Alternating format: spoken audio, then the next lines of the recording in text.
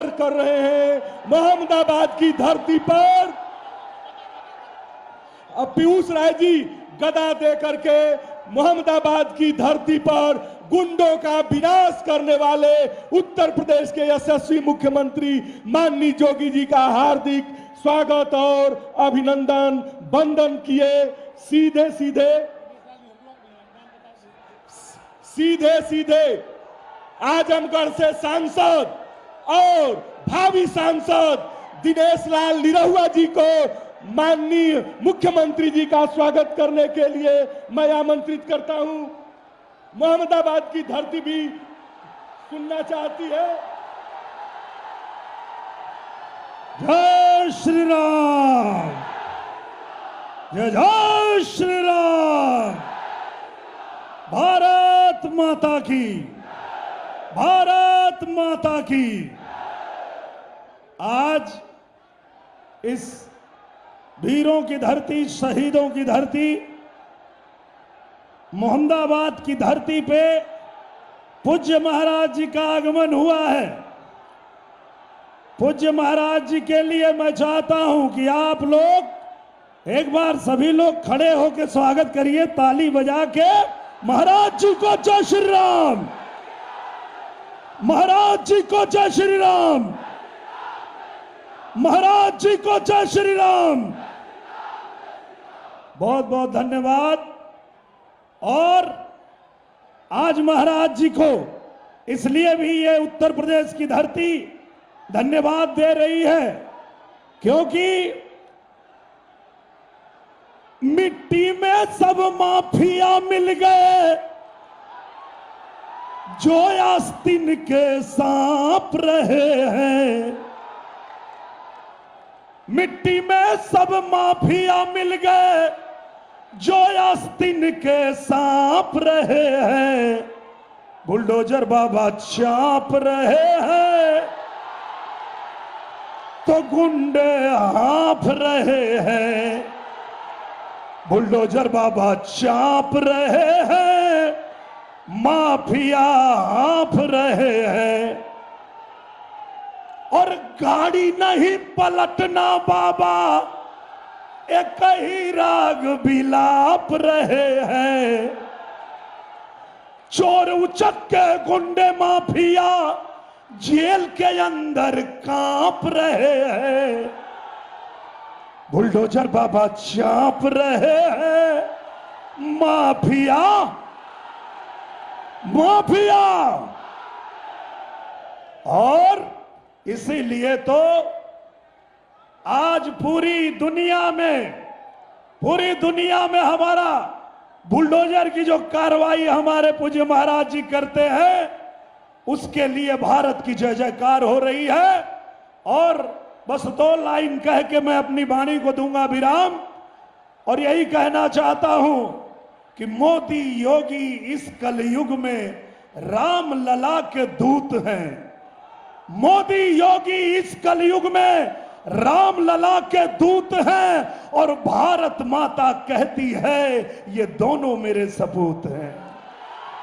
बोलिए भारत माता की, भारत माता की जय जय श्री राम। बहुत बहुत धन्यवाद। चौप तो गई माफिया को मिट्टी में मिलाने वाले यशस्वी मुख्यमंत्री जी का स्वागत करने के लिए और अपनी बात रखने के लिए 72 बलिया के सम्मानित उम्मीदवार आदरणीय नीरज शेखर जी को मैं आमंत्रित करता हूं। आप आइए, मोहम्मदाबाद की धरती पर अपना उद्बोधन दीजिए। एक बार जोरदार नारा लगाएंगे। योगी आदित्यनाथ जिंदाबाद, योगी आदित्यनाथ जिंदाबाद। आज के इस विशाल जनसभा में उपस्थित उत्तर प्रदेश सरकार के मुख्यमंत्री, हम लोग के पूजनीय, आराधनीय, परम पूजनीय महाराज जी, मंच पर उपस्थित हम लोग के नेता सांसद आदरणीय निरहुआ जी, हम लोग के नेता और मंत्री आदरणीय दयाशंकर सिंह जी, मेरे पास समय कम है, हमारे आदरणीय पीयूष राय जी, हम लोग के एमएलसी आदरणीय चंचल जी, आदरणीय मुन्ना राय जी, आज हम लोग के अभिभावक आदरणीय विजय शंकर जी, आदरणीय सानंद जी, हम लोग के भाई, हम लोग के नेता आदरणीय उपेंद्र तिवारी जी, मंच पर उपस्थित सभी वरिष्ठ नेतागण और यहाँ पे सभी आदरणीय बुजुर्ग नौजवान साथी, माताएं बहनें और प्यारे बच्चों, सबका मैं हाथ जोड़ के अभिनंदन कर रहा हूं। हम सब लोग यहाँ एकत्रित हुए हैं महाराज जी को सुनने के लिए, लेकिन मैं अपनी तरफ से दो बात बस कहना चाहता हूं। मैं महाराज जी का आभार व्यक्त करना चाहता हूं। जो बात आदरणीय निरहुआ जी ने एक गीत के माध्यम से कही है, मैं माननीय महाराज जी का आभार व्यक्त करना चाहता हूं। जो छवि उत्तर प्रदेश की थी कि यहां पर बस गुंडा राज है, उस छवि को बदलने के लिए महाराज जी ने जो पिछले 7 साल में किया है, उसका मैं हाथ जोड़ के उनका आभार व्यक्त करता हूं। एक बार जोरदार ताली बनाइए। मैं आभार व्यक्त करना चाहता हूं महाराज जी का। जो छवि उन्होंने बदली है मोहम्मदाबाद की, मैं आप लोग से आग्रह करना चाहता हूं। लोगों को यहां फुर्सत नहीं है भगवान राम के दर्शन करने के लिए। उन लोगों को प्रधानमंत्री तक ने बुलाया, आदरणीय प्रधानमंत्री जी ने उन लोगों को बुलाया राम मंदिर में दर्शन करने के लिए। उन लोगों के पास राम दर्शन करने के लिए वक्त नहीं है, अयोध्या जाने के लिए वक्त नहीं है, लेकिन मोहम्मदाबाद आकर अर्थी उठाने का समय है। ऐसे लोगों को आप दंडित करेंगे कि नहीं? मैं यही आग्रह और विनती करना चाहता हूं। जो भगवान राम के नहीं हुए, वो इस मोहम्मदाबाद या देश के कैसे होंगे, ये आज तक मुझे समझ में नहीं आया। हम लोग, मैं हमेशा पूजनीय महाराज जी से आग्रह करना चाहता हूं, विनती करना चाहता हूं। ये धरती शहीदों की धरती रही है। ये धरती अष्ट शहीदों के नाम से जानी जाती थी, लेकिन पिछले 2 दशक से 3 दशक से ये धरती गुंडों की वजह से जानी जा रही है। हमें आपने जो छवि बदली है इसकी, मैं उसका हाथ जोड़ के आपका आभार व्यक्त करना चाहता हूं। आज फिर से ये धरती शहीदों के नाम से जानी जा रही है। हम चाहते हैं, महाराज जी से आग्रह और विनती करूंगा कि आपने जैसे आदरणीय कल प्रधानमंत्री जी ने कहा कि इस देश के प्रधानमंत्री और इस प्रदेश के मुख्यमंत्री दोनों पूर्वांचल से आते हैं। मैं दोनों लोग से आग्रह कर रहा हूं, पूजनीय प्रधानमंत्री जी से भी और महाराज जी से भी, कि आप लोग अब पूर्वांचल पे जैसे ध्यान दे रहे हैं और तेजी से विकास होने का आप लोग से आग्रह करता हूं और विनती करता हूं। विशेषकर बलिया और गाजीपुर का, यहां के बच्चे अभी भी, बहुत लोगों को यहां अब नौकरी मिल रही है, लेकिन अभी भी बाहर जाते हैं। मैं आपसे अनुरोध करता हूं महाराज जी कि हमारे बच्चे अब उनको यही नौकरी मिले, यही काम करें, यही हम लोग का लक्ष्य और आपसे आग्रह है कि यहाँ के बच्चे यहीं रहकर काम करें और यहीं रहकर अपनी मातृभूमि को आगे बढ़ाएं। मैं फिर से महाराज जी का आभार व्यक्त करता हूं। मैं आप सब लोगों का अभिनंदन करना चाहता हूं। बस एक बात कहूंगा सब लोगों से और आप लोग के माध्यम से पूरे लोकसभा क्षेत्र और पूरे उत्तर प्रदेश से, कि वोट डालने से पहले एक चीज का ध्यान रखिएगा, बस 14 के पहले वाला भारत और 14 के बाद वाला भारत, 17 के पहले वाला उत्तर प्रदेश और 17 के बाद वाला उत्तर प्रदेश। तो मुझे पूरी आशा है कि आप लोग जब बूथ में पहुंचेंगे तो एक ही बटन दबाएंगे, कमल का बटन दबाएंगे और कोई बटन आप लोग दबा नहीं पाएंगे। मैं अंत में एक ही अनुरोध और विनती करूंगा कि हम लोग के ईवीएम पे क्रम संख्या 1 पर है, क्रम संख्या फूल कमल क्रम संख्या 1 पे है, उस पे बटन दबाना है। और आप लोग का आशीर्वाद मिला तो मुझे पूरा विश्वास है 4 तारीख को भी हम लोग क्रम संख्या 1 ही रहेंगे और कोई क्रम संख्या कमल की नहीं होगी। मैं फिर से आप सभी लोग का अभिवादन करता हूं। ये टेंट भी छोटा पड़ गया, अब जहां महाराज जी जा रहे हैं, जितना भी बड़ा हम लोग टेंट लगा रहे हैं वो टेंट छोटा पड़ जाता है। फिर से मैं क्षमा मांग रहा हूं महाराज जी से, फिर से ये टेंट छोटा पड़ गया, हजारों की भीड़ बाहर खड़ी, अभी आ रहे हैं लोग अभी। मैं फिर से आप सभी लोग का अभिवादन करता हूं और मुझे पूरा विश्वास है मोहम्मदाबाद इस बार पूरे देश में जो उसकी छवि है उसको सही छवि बना के दिखाएगा। यही आग्रह और विनती आप लोग से करता हूं। अंत में चाहूंगा जोरदार नारा हो, भारत माता की। सभी लोग से हाथ उठा के भारत माता की। धन्यवाद। जय हिंद। निश्चरहीन करो मही, भुज उठाई प्रण किन्न।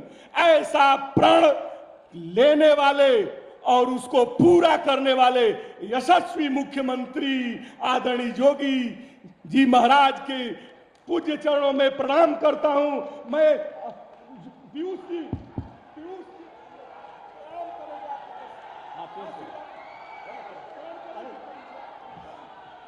बोलो आप बोलिए ना, भाषण करिए। भारत माता की। मैं आप सबसे सर्वप्रथम सर्वेश्वर महाराज के यहाँ मंदिर पे अपना माथा टेक के इस बलिदानी धरती पे आज आए हुए उस महापुरुष मंच पे बैठे हुए जिसने पूरे उत्तर प्रदेश में महिलाओं को यह सुनिश्चित कर दिया कि कोई माफिया अलका राय की तरह किसी महिला के सिंदूर और मंगलसूत्र का खिलवाड़ नहीं करेगा, जिसने यह सुनिश्चित कर दिया जो कभी पीयूष राय जैसे किसी अन्य बालक को यतीम नहीं होने दिया। मैं ऐसे पूजनीय महाराज जी का स्वागत अभिनंदन करते हुए मंच देता हूं। बहुत बहुत धन्यवाद।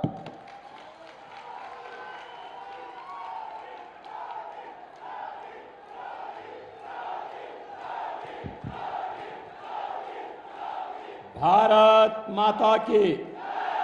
भारत माता की। भारत माता की। वंदे वंदे वंदे। मंच पर उपस्थित भारतीय जनता पार्टी के लोकप्रिय प्रत्याशी श्री नीरज शेखर जी, आजमगढ़ के सांसद, भोजपुरी के लोकप्रिय कलाकार, फिल्म एक्टर, गायक श्री दिनेश लाल यादव निरुआ जी, उत्तर प्रदेश सरकार के मंत्री और जो आप निरुआ के साथ फिल्मों में काम करने के इच्छुक हैं, ऐसे श्री दयाशंकर सिंह जी। दयाशंकर भी कह रहे हैं कि मैं फिल्मों में काम करूंगा। एमएलसी श्री विशाल सिंह चंचल जी,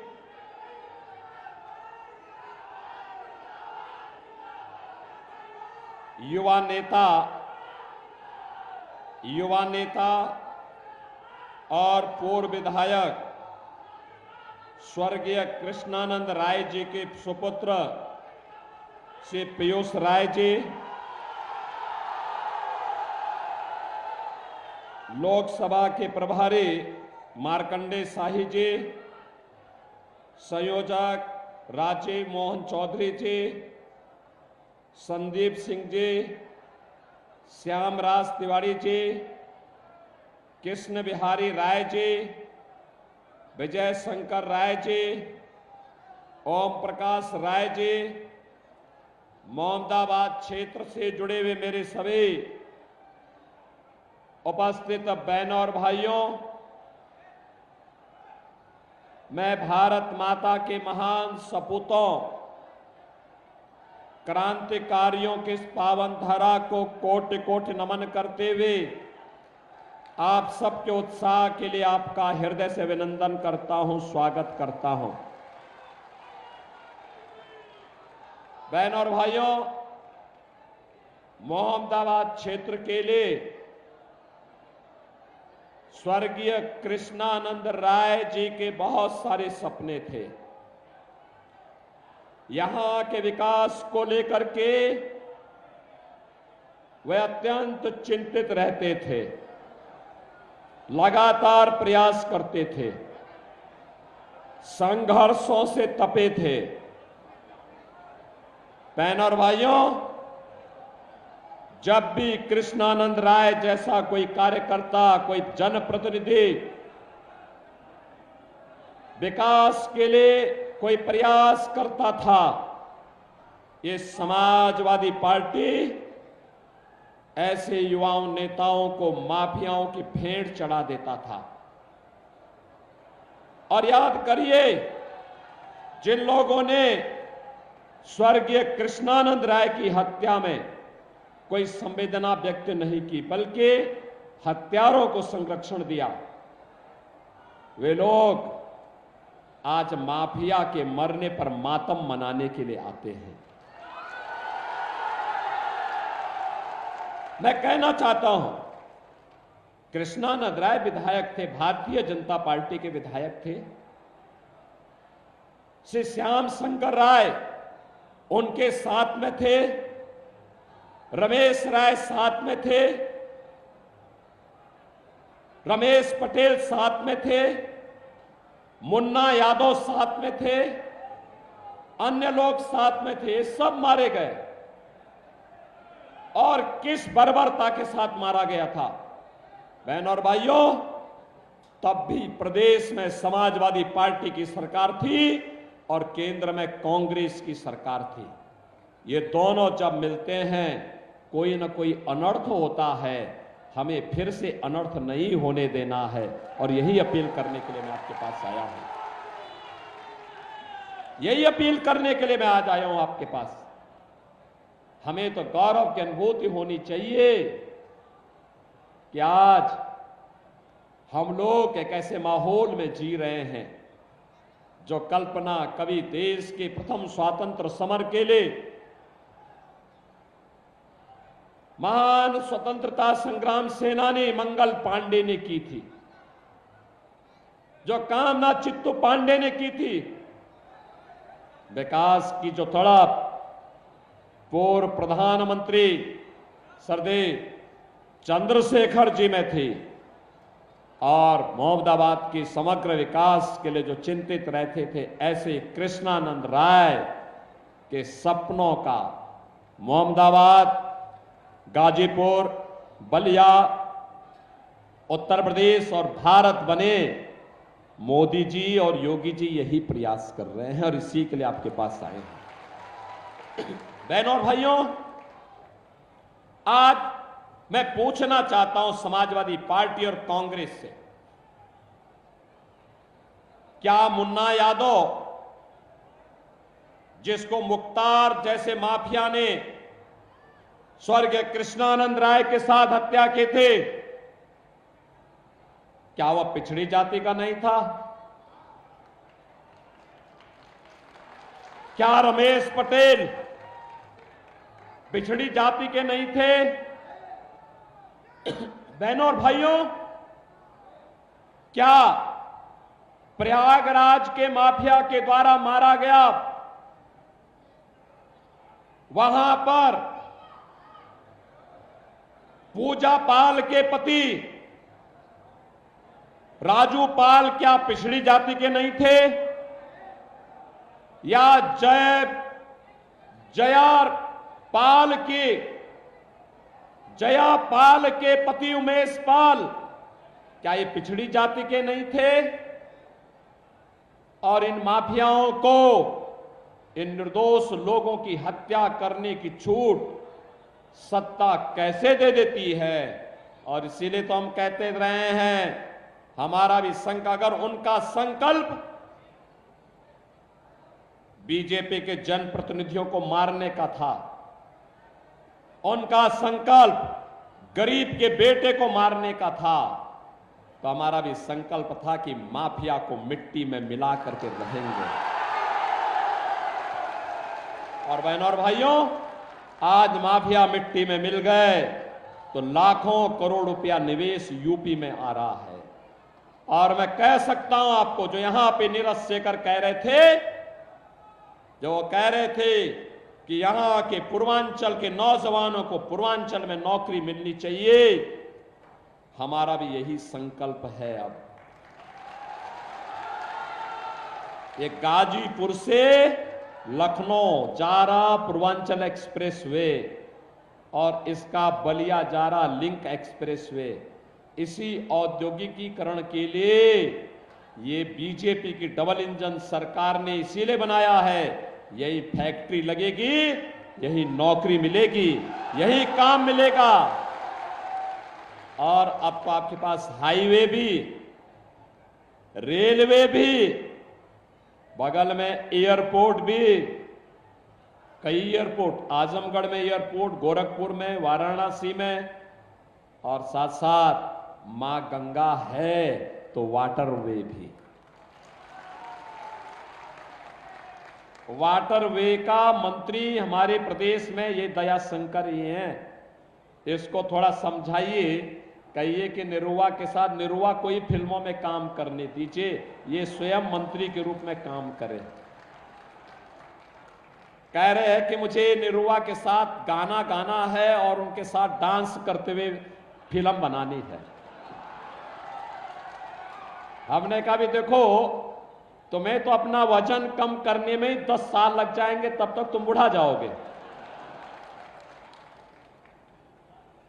और इसीलिए बहनों और भाइयों, आप देखिए, जब कनेक्टिविटी बेहतर होती है, विकास भी होता है, निवेश होता है, रोजगार का सृजन होता है।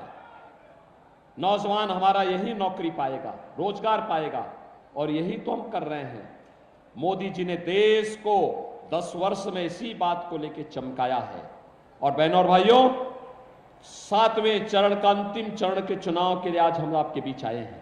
पूरे देश के अंदर, उत्तर, दक्षिण, पूरब, पश्चिम, जहां कहीं हम जाते हैं, लोगों के मन में एक ही भाव है, एक ही संकल्प है। हर ओर लोग कहते हैं, जब हम कहते हैं क्या होगा, तो जनता कहती है फिर एक बार, फिर एक बार, और अब की बार 400 पार। 400 पार की जब बात होती है तो समाजवादी पार्टी को तो चक्कर आने लगता है, क्योंकि ये तो केवल 60-62 सीटों पे ही चुनाव लड़ रही है, 60-62 सीटों पर। और यादवों में भी देना था, सब अपने ही खानदान के दे दिए। यानी सेफई के अलावा प्रदेश में कहीं नहीं। अरे कहीं निरुआ भी है, बीजेपी ने उनको बनाया। मैं तो मुंबई गया था, निरुआ वहां फिल्मों में काम कर रहा था। मैंने कहा भी निरुआ, अरे मुंबई के लिए बहुत किया है, चलो गाजीपुर, आजमगढ़ के लिए कुछ करो। और देखो, 2 साल से, पिछले 5 साल से लगातार आजमगढ़ और गाजीपुर में काम भी कर रहे हैं, फिल्मों की शूटिंग भी कर रहे हैं, और वहां का विकास भी कर रहे हैं। देखो, निरुआ के सांसद आजमगढ़ के बनने के बाद वहां पूर्वांचल एक्सप्रेसवे भी जुड़ गया, वहां एयरपोर्ट भी आ गया, वहां विश्वविद्यालय भी बन गया, वहां मेडिकल कॉलेज भी बन गया, नर्सिंग कॉलेज भी बन गया, और संगीत महाविद्यालय भी बन गया है। देखो, जब अच्छे लोग चुनते हैं, विकास भी अच्छा होता है। और ऐसे ही मोदी जी ने देश के अंदर किया है। आज दुनिया के अंदर भारत का सम्मान बढ़ा है, देश की सीमाएं सुरक्षित हुई हैं। अब बहनों और भाइयों, आतंकवाद और नक्सलवाद तो समाप्त हुआ। अगर कहीं पे पटाखा भी फट जाए तो पाकिस्तान पहले सफाई देता है, कहता साहब मेरा हाथ नहीं है।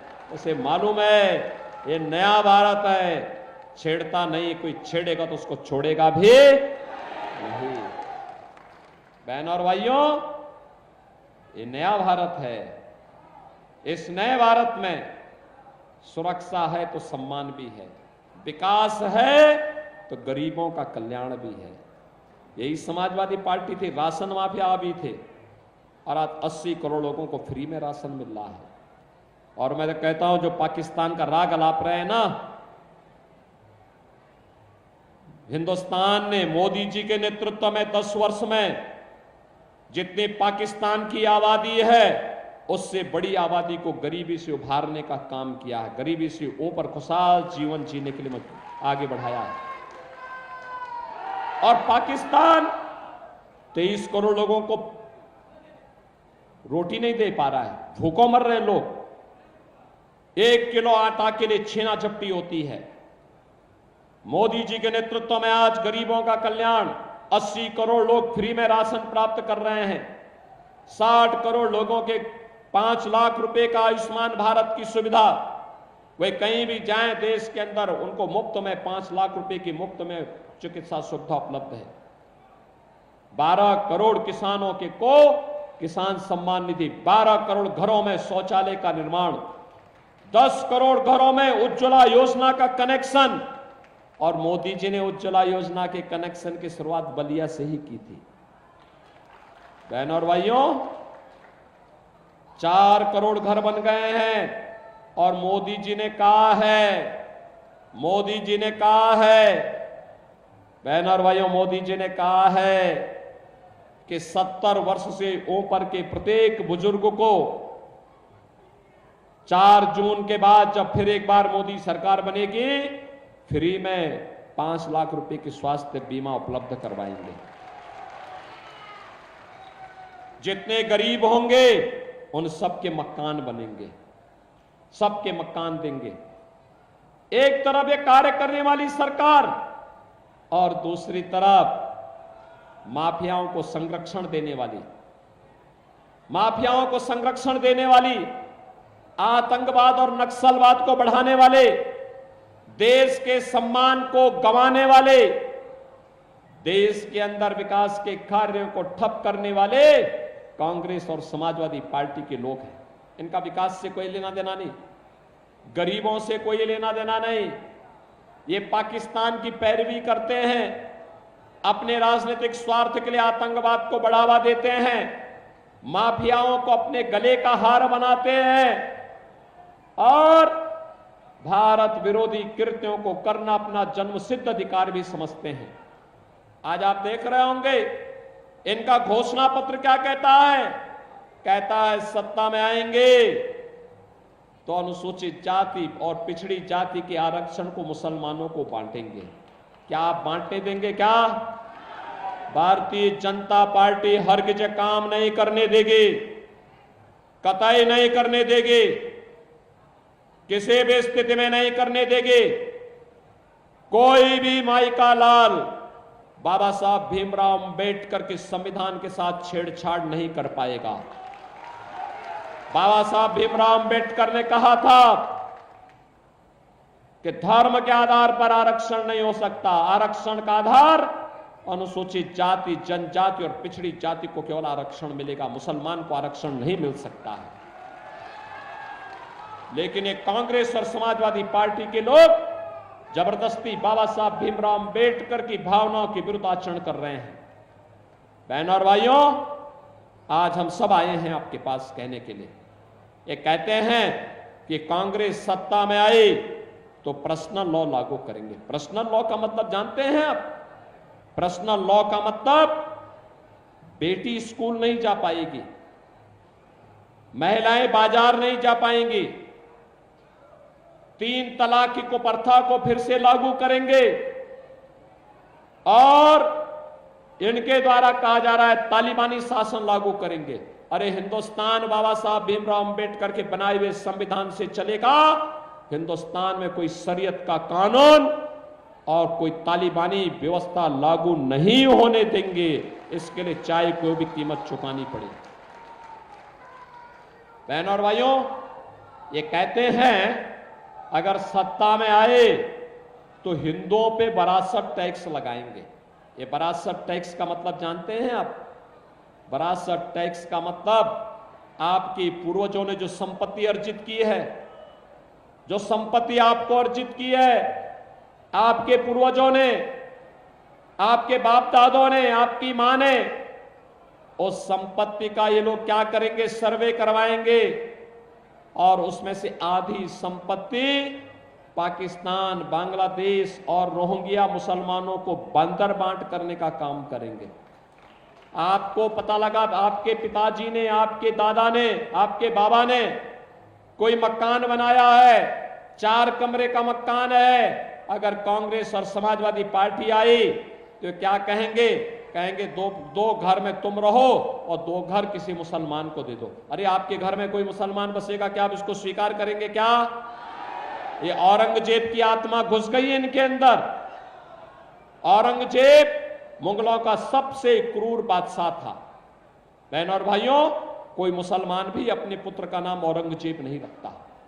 इसलिए नहीं रखता है क्योंकि औरंगजेब ने पहले अपने भाई की हत्या की, फिर अपने बाप को मारा, अपने बाप को तड़प तड़प करके एक एक बूंद पानी के लिए तरसाया। उसका बाप शाहजहां भी कहता है कि औरंगजेब तो जैसा दुष्ट पुत्र किसी को पैदा न हो, तो ने जीते जी मुझे एक एक बूंद पानी के लिए तरसाया है। तो उससे अच्छे तो ये हिंदू हैं जो अपने बड़े बुजुर्गों का सम्मान करते हैं और मरने के बाद भी श्राद्ध और तर्पण करके अपने पितरों को जल देने का काम करते हैं। बहनों और भाइयों, ये शाहजहां के द्वारा हिंदुओं के बारे में कहा गया। और औरंगजेब ने हिंदुओं के लिए कर लगाया था, उसका नाम था जजिया कर। हिंदुओं को कहता था या तो मुसलमान बनो नहीं तो जजिया कर दो। ऐसे ही कांग्रेस और समाजवादी पार्टी के लोग भी करना चाहते हैं। औरंगजेब की आत्मा घुस गई इनके अंदर। औरंगजेब को मिट्टी के अंदर ही दफन रहने दो, उसको जीवित मत होने दो। और यही कहने के लिए मैं आया हूं। बहनों और भाइयों, आप सबसे मेरी अपील है, मैं पूछना चाहता हूं, अयोध्या में क्या राम मंदिर का निर्माण इस समाजवादी पार्टी और कांग्रेस के लोग करा पाते क्या? करा पाते क्या? कितने लोग अयोध्या गए हैं आप में से? वाह भाई, काफी बड़ी संख्या गई है। और मैं कहूंगा चुनाव के बाद दयाशंकर से, पीयूष राय से और नीरज शेखर जी से भी कि यहां के लोगों को एक बार अयोध्या का दर्शन करवा के लेके आओ। आज नई अयोध्या देखेंगे ना, आप भी देखेंगे कि भगवान राम की कृपा साक्षात बरस रही है। बहनों और भाइयों, एक तरफ राम भक्तों पर गोली चलाने वाली समाजवादी पार्टी है और दूसरी तरफ राम भक्तों का आवभगत करने वाली, आपको पुण्य का भागीदार बनाने वाली भारतीय जनता पार्टी। और इसीलिए मैं आया हूं आपसे कहने के लिए, पूरे देश की जो आवाज है वो आवाज यही है कि जो राम को लाए हैं, जो राम को लाए हैं और राम भक्त ही राज करेगा। आप सहमत है ना? इसके लिए हमें बलिया संसदीय सीट पर से नीरज शेखर जी को भारी बहुमत से विजयी बना के भेजना पड़ेगा। मोहम्मदाबाद सहमत है? सहमत है? नीरज शेखर जी चुनाव जीत के जाएंगे रिकॉर्ड वोटों से। आप सभी समर्थन करेंगे? इसके लिए आपको दो काम करने पड़ेंगे। करेंगे? एक 4 दिन का समय है, 28, 29, 30 और 31। इन 4 दिनों में आपसे मैं अपील करूंगा कि आप में से हर व्यक्ति 10-10 घर में जाकर के एक एक मतदाता से मिलना है और कहना, मोदी जी के नेतृत्व में आत्मनिर्भर और विकसित भारत के लिए, राम राज्य की संकल्पना को साकार करने के लिए, देखो याद रखना, ये समाजवादी पार्टी तो कुछ नहीं करेगी, लेकिन हम कह सकते हैं कि अयोध्या और काशी के बाद अब हम मथुरा की तरफ ही जा रहे हैं। हम ही जाएंगे उधर भी। और इसलिए बहनों और भाइयों, मैं आपसे कहूंगा, घर घर जाना है आत्मनिर्भर भारत के लिए और विकसित भारत के लिए। मोदी जी को फिर से प्रधानमंत्री बनाना है। इसके लिए कमल चुनाव चिन्ह पर बटन दबाना है। बोलेंगे? सहमत करेंगे? और बहनों और भाइयों, 1 जून को मतदान होना है।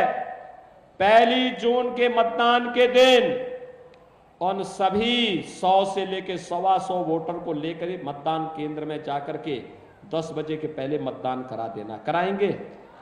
कराएंगे? दोनों हाथ उठा के मेरे साथ बोलेंगे, भारत माता की, भारत माता की, भारत माता की जय श्री राम, जय जय श्री राम, जय जय श्री राम।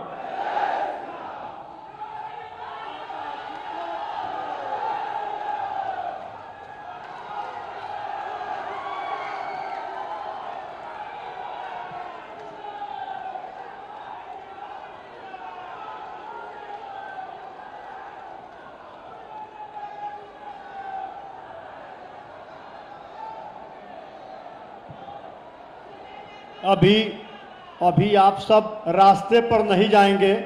मान पूज्य महाराज जी की गाड़ी निकल जाएगी कि